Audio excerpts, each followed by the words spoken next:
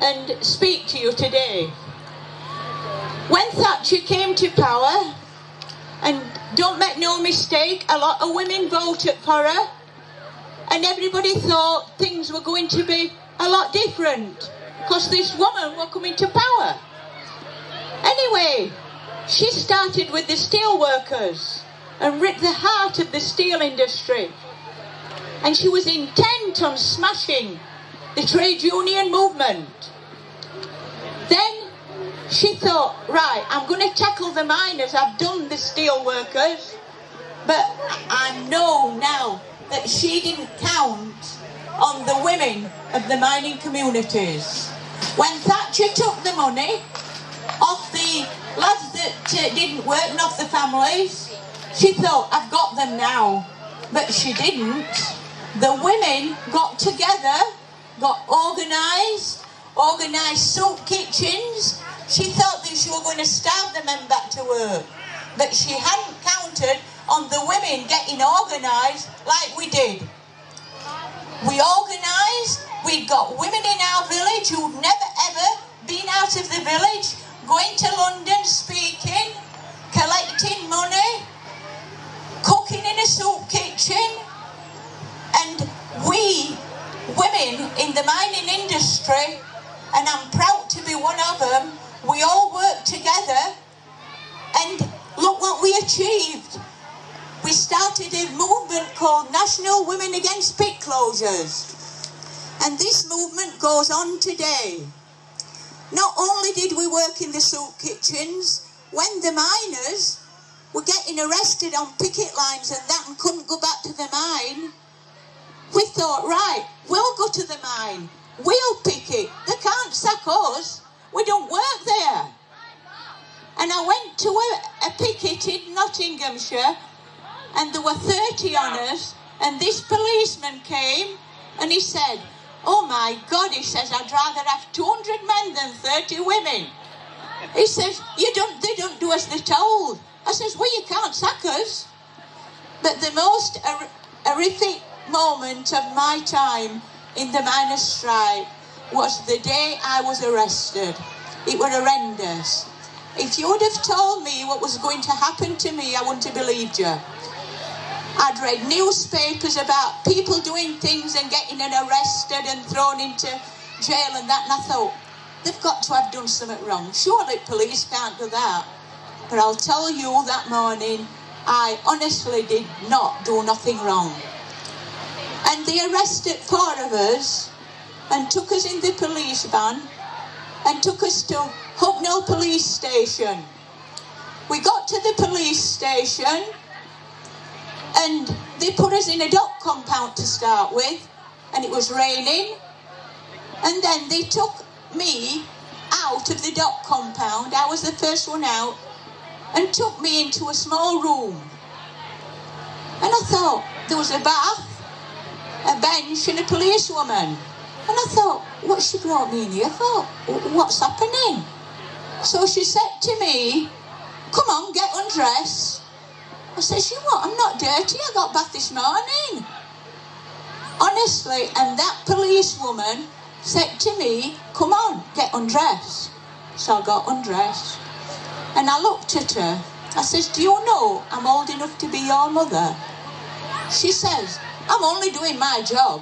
I says, yeah, that's what they said in Nazi Germany when they were taking the Jews to be slaughtered. They were only doing the job.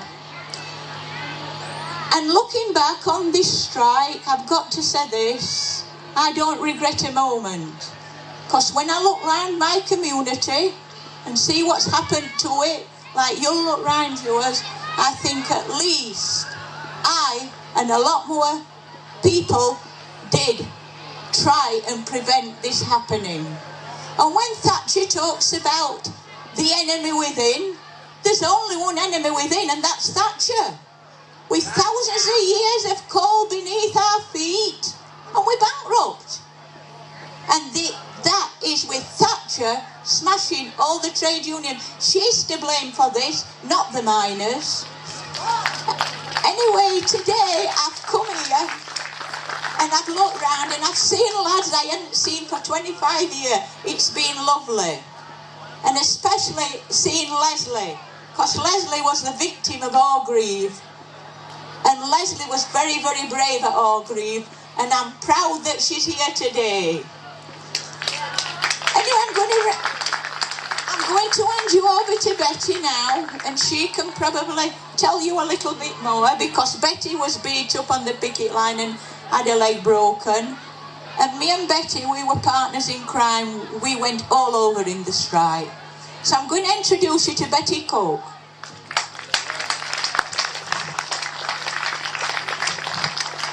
Hi everybody, well, follow all those three magnificent speakers, aren't they all great?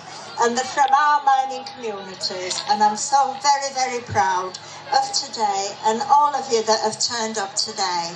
And as Anne said, when the strike started, we were normal women, mainly considering our families and our homes, and we weren't looking any further than that.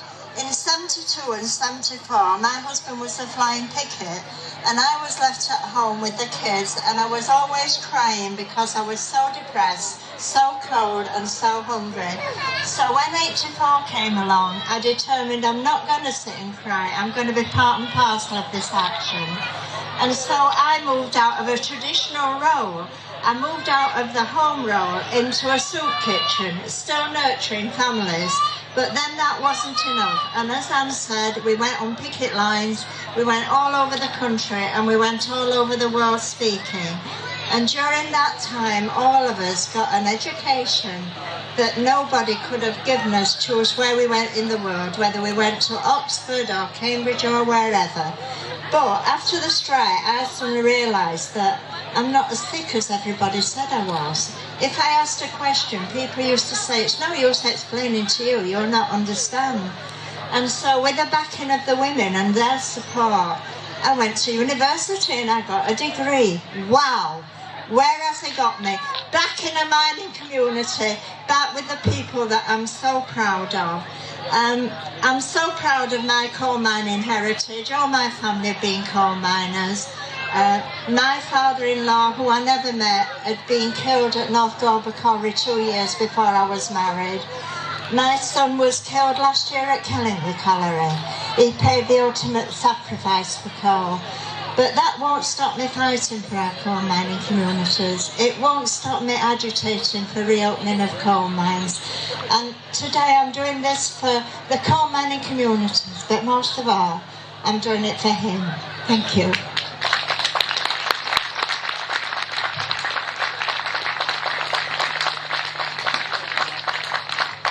I'd like to present you both with these flowers, just say thank you so much for coming and being here. Thank you.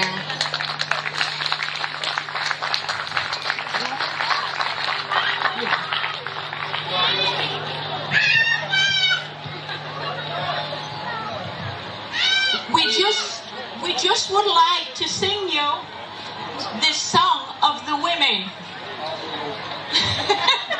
Yeah, sure. We are women, we are strong, we are fighting for our lives, side by side with our men, who work the nation's mind, united by the struggle, united by the past, and it's here we go, for the women of the working class. We don't need government's approval for anything we do. We don't need their permission to have a point of view. We don't need anyone to tell us what to think or say. We strengthen of our wisdom of our own to go our own way. We are women, we are strong, we are fighting for our lives, side by side with our men who work the nation's mind, united by the struggle, united by the past, and it's here we go, we're the women of the working class.